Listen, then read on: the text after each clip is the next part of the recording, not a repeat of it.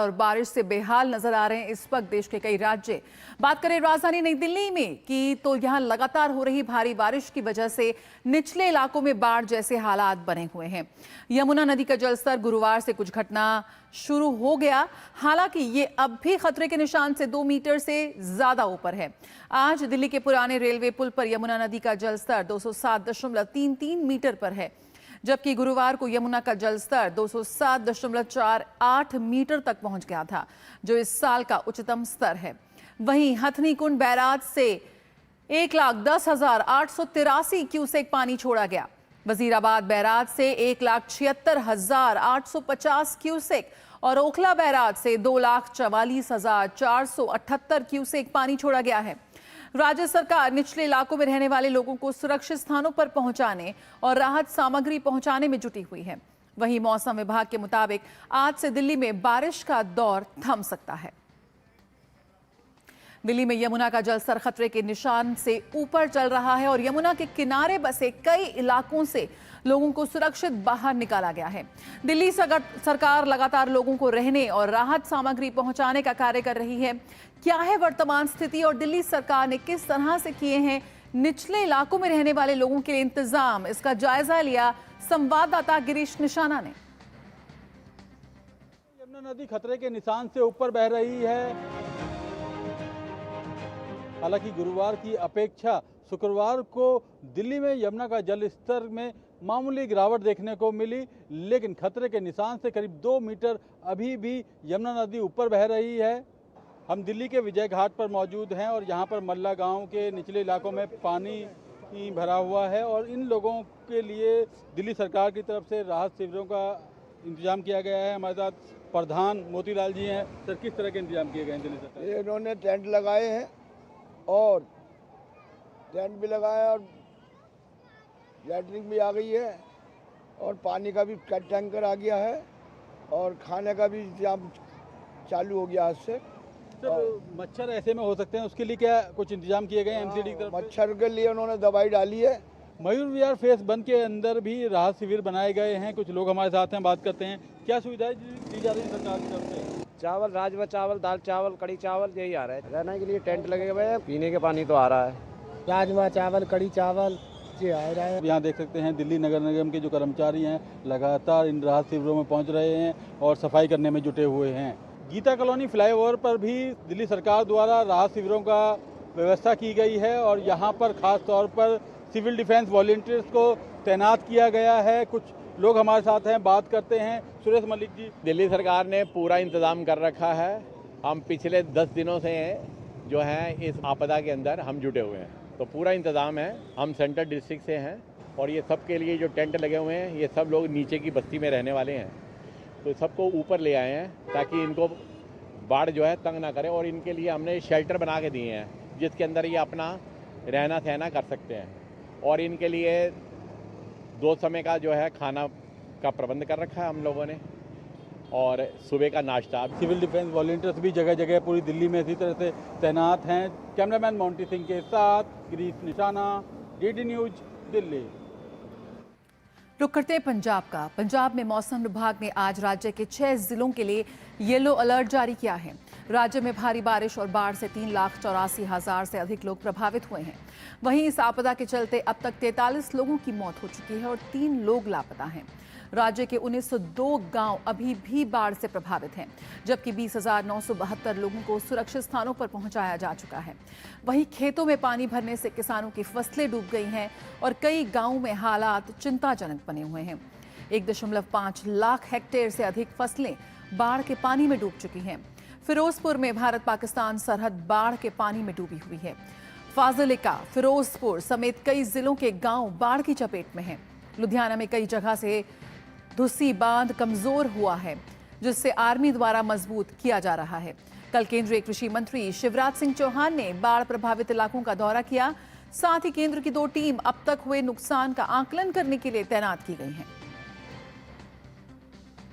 हिमाचल प्रदेश में बारिश से जनजीवन अस्त व्यस्त हो गया है। जिला कुल्लू में भारी बारिश से भूतर के समीप पिपलागे में बशौना नाले में बाढ़ आई है, जिससे काफी नुकसान हुआ है। वहीं कुल्लू के अखाड़ा बाजार में हुए भूस्खलन की घटना में लापता लोगों को ढूंढने के लिए रेस्क्यू अभियान जारी है। देर शाम रेस्क्यू टीम ने मलबे से मानव अवशेष बरामद किए हैं। उधर चंबा जिले में दुर्गम पैदल रास्ते से होते हुए 607 मणिमहेश यात्रियों को सुरक्षित चंबा पहुंचाया गया है। जिला उपायुक्त मुकेश रेपसवाल के अनुसार 12 बसों में पठानकोट और 2 बसों में यात्रियों को कांगड़ा के लिए रवाना किया गया है। प्रदेश में आज कई स्थानों पर तेज बारिश का पूर्वानुमान है। मौसम विभाग ने 5 जिले कांगड़ा, मंडी, शिमला, सोलन व सिरमौर में बारिश का येलो अलर्ट जारी किया है। अन्य भागों में हल्की बूंदाबांदी है या आसमान में हल्के बादल छाए रहने की संभावना है। प्रदेश में 6 से 10 सितंबर तक किसी भी जिले में बारिश का कोई अलर्ट नहीं है। हिमाचल प्रदेश के चंबा में होने वाली श्री मणिमहेश यात्रा में फंसे श्रद्धालुओं को रेस्क्यू किए जाने का काम लगातार जारी है। आज भी सुबह 6:30 बजे से रेस्क्यू ऑपरेशन की शुरुआत हुई। इस रेस्क्यू ऑपरेशन के लिए वायुसेना चिनूक हेलीकॉप्टर का इस्तेमाल कर रही है।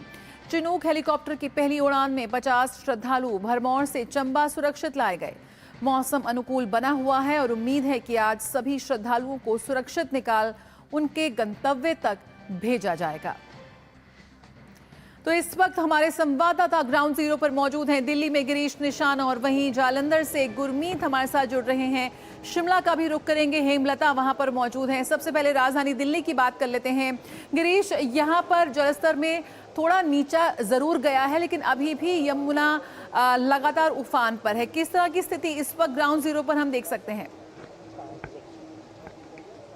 देखिए, मैं आपको बताना चाहूँगा, इस समय दिल्ली में यमुना नदी जो है खतरे के निशान से करीब 2 मीटर ऊपर बह रही है। इस समय 207.31 मीटर पर यमुना नदी का जल स्तर है और लगातार, हालांकि कल की अगर बात की जाए तो कल सुबह 7 बजे जो यमुना नदी का जल स्तर था 207.48 मीटर तक पहुंच गया था, जिसके बाद लगातार यमुना नदी का जल घट रहा है। हालांकि मामूली गिरावट है ये देखने को मिल रही है, लेकिन फिलहाल 207.31 मीटर पर यमुना नदी का जल बना हुआ है और खतरे के निशान से करीब 2 मीटर ऊपर यमुना नदी इस समय बह रही है। और दिल्ली के अंदर इस समय तेज बारिश भी चल रही है और साथ में तेज हवाएं भी चल रही हैं। आप देख सकते हैं, मैं इस समय यमुना नदी के किनारे पर खड़ा हूं और यहाँ पर इस समय बहुत तेज बारिश हो रही है और हवाएं चल रही हैं।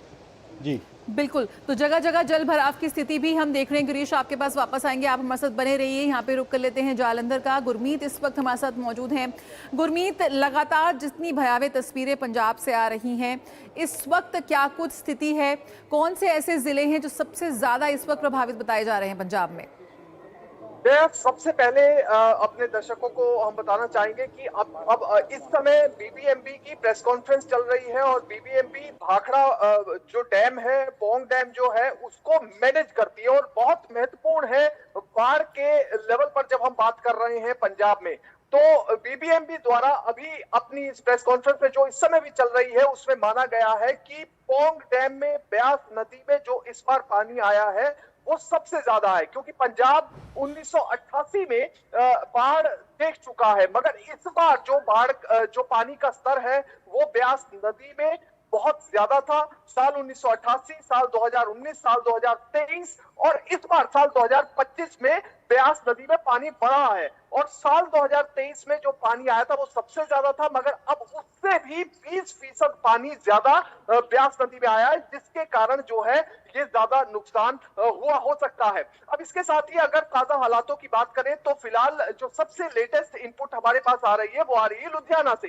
लुधियाना में धूसी एम्बैंकमेंट है, धूसी बांध है जो कि सतलुज नदी के किनारे में बना हुआ है और वहां पर इस समय लगातार प्रशासन के द्वारा अनाउंसमेंट की जा रही है लोगों को कि किसी भी तरह से आप सुरक्षित स्थानों पर जाएं, अपने बच्चों को बचाएं, हो सकता है अपने पशुओं को बचाएं, अपनी जान को बचाएं सबसे पहले। तो इस तरह की अनाउंसमेंट वहां पर हो रही है, एडवाइजरी प्रशासन के द्वारा जारी की जा चुकी है, क्योंकि दूसरी बात काफी कमजोर है। वहां पर लगातार पिछले 1-2 दिन से एफर्ट चल रहा था कि किसी भी तरह से इस बांध को और ज्यादा मजबूत बनाया जाए, मगर बताया ये जा रहा है कि 4 से 5 लोकेशंस या पॉइंट्स ऐसे हैं जहां से ये बांध किसी भी समय टूट सकता है और टूटते ही सबसे पहले 15 गांवों में इसका पानी आएगा। इसके साथ ही तरन तारण में भी स्थिति कुछ धूसी बांध को लेकर इसी प्रकार की बनी हुई है। और अगर हम बात करें पटियाला की, मानसा की, संगरूर की, तो वहां पर घग्गर नदी जो है वो अपने उफान पर है।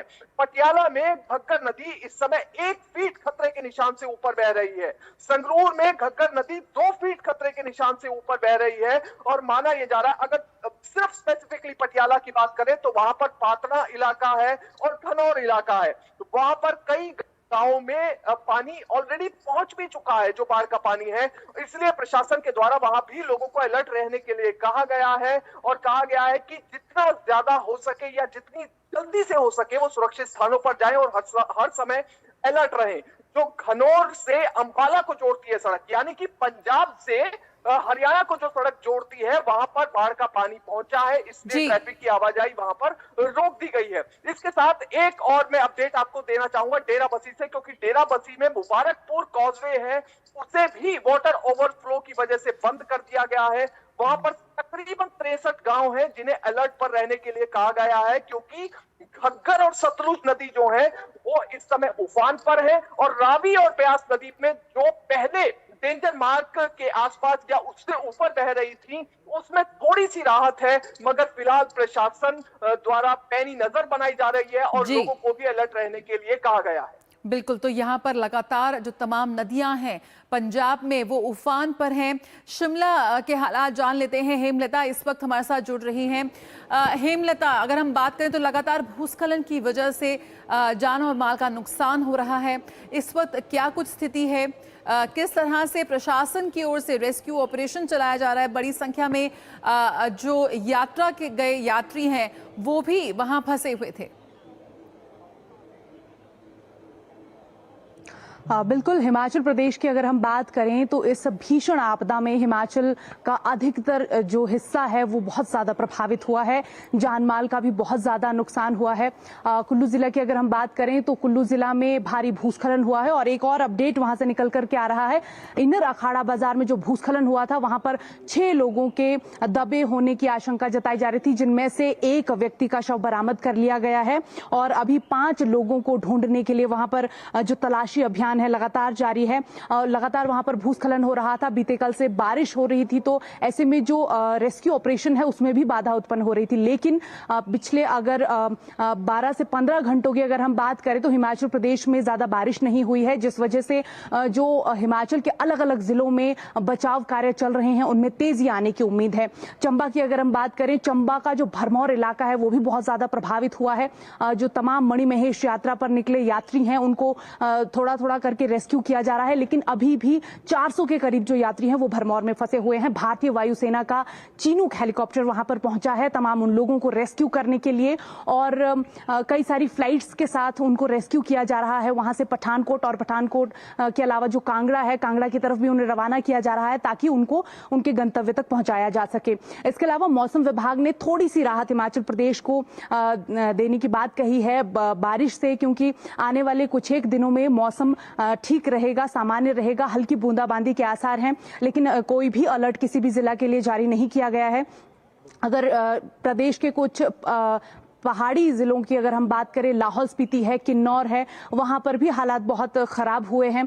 ग्रामीण इलाकों में बहुत ज्यादा नुकसान हुआ है, खासतौर पर जो ऐसे इलाके हैं जहां पर कनेक्टिविटी बिल्कुल जीरो हो गई है भूस्खलन के कारण, जो सड़कें क्षतिग्रस्त हुई हैं उनको रिस्टोर करने में काफी ज्यादा समय लग जाएगा। लेकिन अभी जो प्राथमिकता है वो प्रशासन और सरकार की यही है कि लोगों तक कम से कम जो राशन है और साथ ही साथ जो राशन के साथ साथ जो पानी की आपूर्ति है वो जल्दी से जल्दी सुनिश्चित की जा सके, क्योंकि ये किसी भी ग्रामीण इलाके में या किसी भी व्यक्ति की मूलभूत सुविधाएं हैं। तो ऐसे में यही कोशिश की जा रही है कि सब तक राशन समय तक पहुंचाया जाए और साथ ही साथ बिजली की आपूर्ति को यहां पर बहाल करने के लिए प्रयास किए जा रहे हैं। लेकिन बारिश बाधा बन रही थी।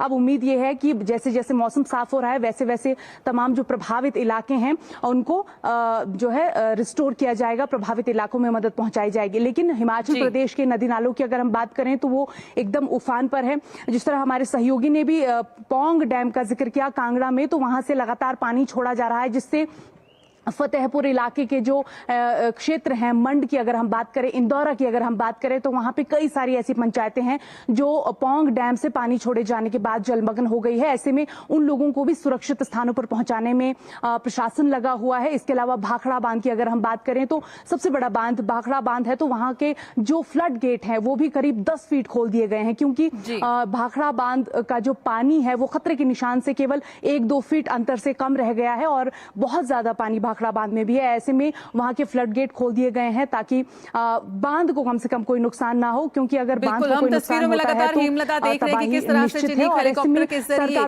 जो मणिमहेश के जो यात्री जो वहां फंसे हुए थे, यात्रा जो करने गए थे, उनको कैसे सुरक्षित स्थानों पर लाया जा रहा है। हमारे साथ गिरीश निशाना इस वक्त जुड़े हुए राजधानी दिल्ली से।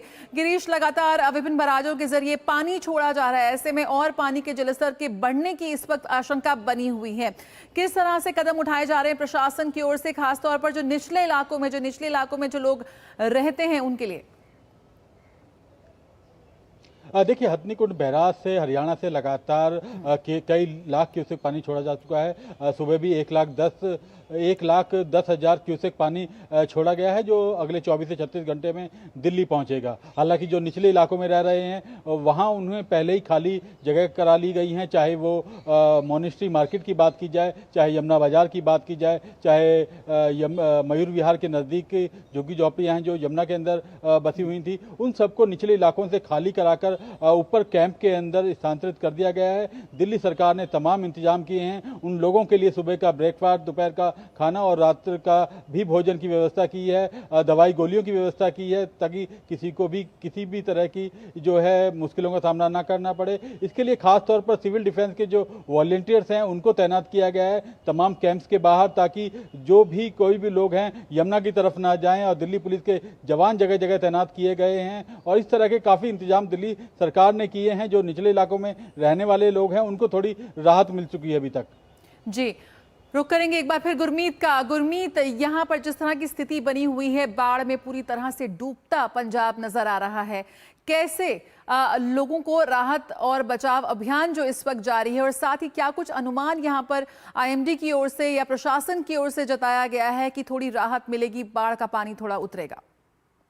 देखिए, जिस प्रकार से जब आप ये खबर भी बता रही थी तो उस समय आपने ये भी बताया कि फिरोजपुर और फाजिल्का एक इलाका है जो मैं यहाँ पर डिस्कस भी करना चाहूंगा कि यहाँ पर तो इंटरनेशनल बॉर्डर है, जो तारबंदी है वो भी बाढ़ के पानी में डूब गई है। और ये तस्वीरें भी आप फाजिल्का की दिखा रहे हैं, तो फाजिल्का और फिरोजपुर जो है वो एक ऐसा इलाका है जिसके बारे में, क्योंकि बॉर्डर एरिया है, बड़ा महत्वपूर्ण इलाका है और पंजाब तकरीबन 553 किलोमीटर की जो बाउंड्री है वो पाकिस्तान के साथ शेयर करता है, इंटरनेशनल बाउंड्री है। तो उसमें जो तारबंदी हुई है वो काफी बड़े स्तर पर वहां पर बाढ़ का पानी पहुंचा है और वो 2-3 वजह से पहुंचा है। एक, हबीब के बांध जो है वहां पर काफी ब्रिजेस हुए हैं, उस वजह से ये पानी पहुंचा है फिरोजपुर में और फाजिल्का में। दूसरा, वहां पर हरी के हेडवर्क से लगातार पानी छोड़ा जा रहा है, तो इस वजह से भी वहां पर बाढ़ का पानी पहुंच रहा है। तीसरा, पाकिस्तान में भी इस समय फ्लड्स आए हुए हैं, इस वजह से वहां से भी बाढ़ का पानी लगातार पहुंच रहा है। और इसके साथ ही अगर रिलीफ वर्क की बात की जाए तो लगातार राहत कार्य जारी है प्रशासन के द्वारा। और सबसे बड़ी बात यहाँ पर यह है कि आर्मी टीम्स जो है वो जगह जगह पर डिप्लॉय की गई हैं और आर्मी टीम्स अमृतसर में, गुरदासपुर में, तरन तारण में, कपूरथला में, जहां पर भी बाढ़ से ज्यादा क्षति हुई है तो वहां पर आर्मी टीम्स है, आर्मी के चॉपर्स हैं, एयरफोर्स के चॉपर्स हैं, वो पंजाब में देखे जा सकते हैं जगह जगह पर। और मैं खास तौर पर बताऊं कि गुरदासपुर के डेरा बाबा नानक इलाके में हम जब रिपोर्टिंग करने के लिए पहुंचे तो वहां पर थोड़ी देर में वहां पर आर्मी के चॉपर्स निकल रहे थे। जो लोग फंसे हुए हैं, आइसोलेटेड एरियाज हैं जहां पर गांव का कनेक्शन बाकी की जगहों से टूट गया है। कई गांव ऐसे हैं जिनसे जो सड़क जाती है गांव को, वो सड़क ही बह गई है बाढ़ के पानी में। तो ऐसे में ऐसी जगहों पर आर्मी के चॉपर पहुंच रहे हैं और लोगों को सुरक्षित निकालकर बाहर लेकर आ रहे हैं। इसके साथ एयरफोर्स कमेंडेबल काम कर रही है, एनडीआरएफ, एसडीआरएफ की टीमें लगातार जगह जगह गांव में पहुंच रही हैं। और राज्य सरकार ने भी वहां पर हर गांव में ये ऐलान किया है कि एक गजेटेड ऑफिसर की तैनाती की जाएगी और वो गजेटेड ऑफिसर उस गांव के लिए रिस्पॉन्सिबल होगा। यानी कि एक गांव की अगर कोई भी क्षति है तो उस गांव की क्षति के बारे में प्रशासन को पूरी तरह से अवगत कराएगा। तो ये भी इस समय जमीनी स्तर पर देखा जा रहा है। तो ये बड़ा कदम यहाँ पर सरकार, राज्य सरकार की ओर से लिया गया है कि किस तरह से नुकसान हुआ है उसका आकलन करना भी बेहद जरूरी है। हेमलता हमारे साथ जुड़ी हुई है। हेमलता, यहाँ पर जो बड़ी संख्या में लोग लापता हो गए हैं लगातार इस बाढ़ और बारिश के कहर के बीच, उनको भी ढूंढने का काम यहाँ पर जारी है। किस तरह से जो वहाँ के मौजूद लोग हैं उनको राहत दी जा रही है, कैसे मुमकिन हो रहा है? लगातार दिनों तक ट्रकें फंसी हुई हैं, व्यापार पूरी तरह से ठप है, हाईवेज बंद है, कैसे कुछ राहत की उम्मीद कर सकते हैं?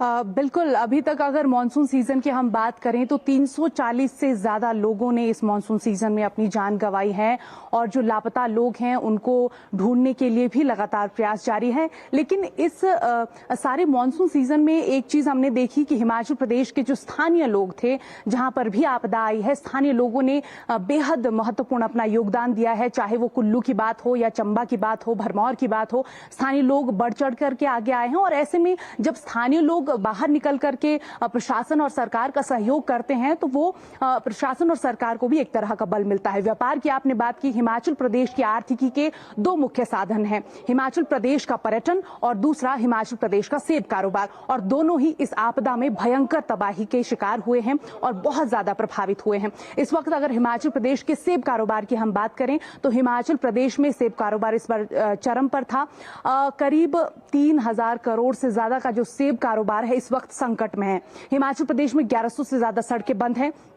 उन्हें खोलने का काम जरूर जारी है, लेकिन बार बार बारिश होने की वजह से उनको पूरी तरह से बहाल नहीं किया जा रहा है। और ऐसे में बहुत सारा ऐसा जो ग्रामीण इलाका है जहां पर कई सारी सेब की पेटियां सड़ने की कगार पर पहुंच चुकी है। और ऐसे में तमाम जो बागवान हैं वो सरकार और प्रशासन से यही गुहार लगा रहे हैं कि जल्दी से जल्दी जो मार्ग बंद हैं उनको बहाल किया जा सके। लेकिन अभी भी अगर मौसम साफ रहता है तो करीब 10 से 15 दिन का समय इन तमाम सड़कों को बहाल करने के लिए लगेगा। दूसरी ओर अगर हिमाचल के पर्यटन की बात करें तो हिमाचल का पर्यटन पिछले कुछ एक महीने में ना के बराबर हो गया है। मनाली में भयंकर आपदा आई है और ऐसे में हिमाचल प्रदेश में पर्यटक आने से गुरेज कर रहे हैं, आने से डर रहे हैं और कहीं ना कहीं हिमाचल प्रदेश का जो पर्यटन है बिल्कुल ठप बैठ गया है। लेकिन इस वक्त चिंता हिमाचल प्रदेश के बागवानों को हो रही है, क्योंकि जब तक मार्ग बहाल नहीं होते तब तक उनकी फसल मंडियों तक नहीं पहुंच पाती है और ऐसे में हिमाचल प्रदेश के बागवानों को अच्छा खासा नुकसान झेलना पड़ सकता है अगर आने वाले दिनों में भी मौसम साथ नहीं देता है तो। वो अवरुद्ध है, जैसा कि हमारे संवाददाता हेमलता बता रही हैं। बहुत बहुत शुक्रिया गुरमीत, हेमलता और गिरीश निशाना इस वक्त की ग्राउंड रिपोर्ट हमसे साझा करने के लिए। तो बारिश ने इस वक्त अपना जो कहर है वो लगातार बरपाया हुआ है। बाढ़, बारिश और भूस्खलन के बीच किस तरह से प्रशासन इस पूरी आपदा से लोगों को राहत पहुंचाने में जुटा हुआ है, लगातार हम तस्वीरें देख रहे हैं। मिड डे प्राइम में फिलहाल रुकेंगे एक छोटे से ब्रेक के लिए, जल्द हाजिर होते हैं, आप बने रहिए।